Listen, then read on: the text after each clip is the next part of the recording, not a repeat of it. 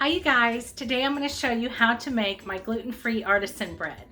This was one of the first ever breads, I think it was the first bread I ever made gluten-free. It was loved by my family so much that I had to share it on the blog, and then I eventually had to make it into my first ever video. That video was like 60 seconds long. It was one of those really fast ones, and I just wanted to recreate that today and slow it down for you so I could show you how to make it from start to finish. And in doing so, you'll be able to see the texture of the dough before you shape it and while you're shaping it. And then, of course, cutting into the bread and seeing how wonderfully crusty it is on the outside and how airy and an open crumb it has on the inside. And it's just like a French baguette. You are going to love it, I promise. It's very easy to do, and I'll walk you through everything. But before I do, I just want to give a shout out to my two nephews, Chase and Wyatt. Hi Chase, hi Wyatt. I love you guys and I miss you. And if I don't see you before then, I will definitely see you at Disney World next year. So let's go back to the bread and let's get started and make this. Okay, in the bowl of a stand mixer, weigh out my gluten-free bread flour blend. And you'll find that on my site, just like you'll find the recipe, along with some instant yeast and some additional xanthan gum and some salt and some psyllium husks. Now mix this all together, and then you can add 2 tablespoons of olive oil, a tablespoon of honey, and some warm water. It doesn't have to be warm, but it definitely helps if it's warm. And that would be 1 3/4 cups of warm water.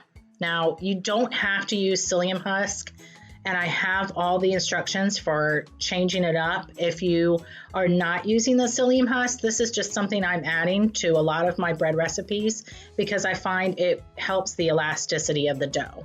So mix this up with the dough hook on high or medium high for about 5 minutes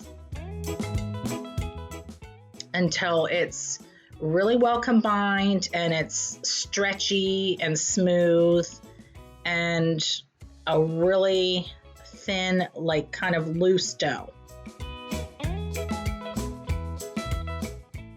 And by the way, as always, you will find everything you need in the link in the description box below if you're watching this on YouTube.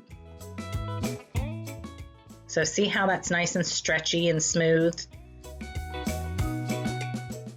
Now I have 3 bowls for my 1 KitchenAid mixer, so I just leave it in my bowl and use a bench scraper, or actually it's a bowl scraper. I love these things, and they're like $5 for $1 or something.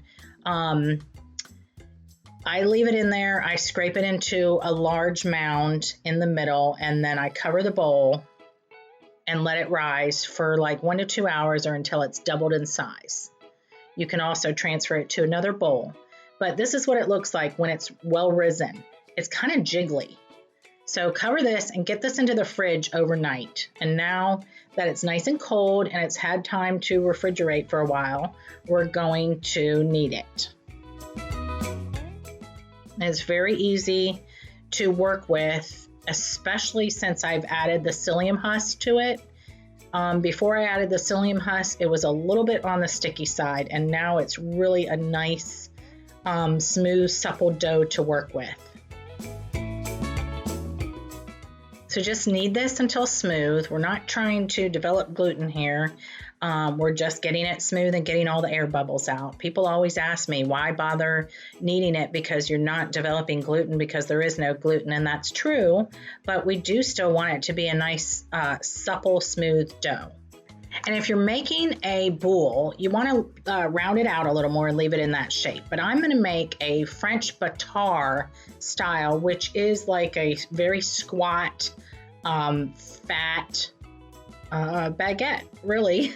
That's the only way I know to describe it. It's kind of like a torpedo shape whereas baguettes are really long and skinny, but tars are short and squat and fat. So once I get this shaped, I'm going to put it on a sheet of parchment on my pizza peel, which makes it so much easier to slide it into the oven. And I'll cover this loosely with plastic wrap now to allow it to rise. Now, let me tell you about the setup of your oven.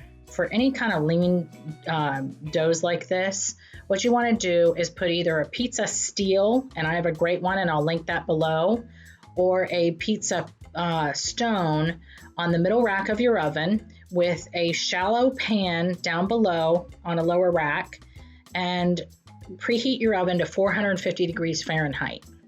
And then you want to get a cup of really hot tap water ready to create the steam. So this now is going to rise, and it's not going to rise until doubled in size. It's just going to be a little bit visibly larger and puffy. You see what I mean here? This has risen now, and it's only taken about a half hour, maybe 45 minutes, because it is warm. It is summer, so it's warm in my house. And now I'm slashing it with a bread knife that's run under really hot water so it doesn't stick. So we're going to slide this into the oven, and we're going to pour our hot water into the shallow pan, and we're going to bake this for at least 30 to 35 minutes. When it comes out, you want to feel it and lift it up, and if it feels light for its relative size, then it's done. If it feels at all heavy, you need to put it back in the oven for another 5, maybe 10 minutes and check it again. But it's got all these nice holes and granules. Perfect. Listen to how crusty it is.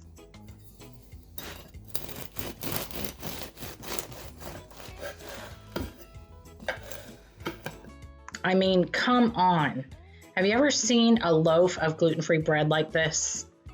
It's crusty on the outside. You see how soft and airy it is on the inside. It tears nicely. And of course, it tastes great. You never know it was gluten-free. It's just out of this world, and it's so easy. I just showed you how to make it. Anybody can make it, but you do really need to use my gluten-free bread flour blend. It's on my site. The link is there below. It's Kim's gluten-free bread flour blend, and it's revolutionary. I tried to make breads before with other blends, other people's blends, and it never came out the way I wanted. And I just was not going to settle for never having good bread again in my life. So once I created that, all these breads are possible with this flour blend. So we never have to be without again. It's so exciting. So I hope you get a chance to make it this weekend or today, and I hope you love it.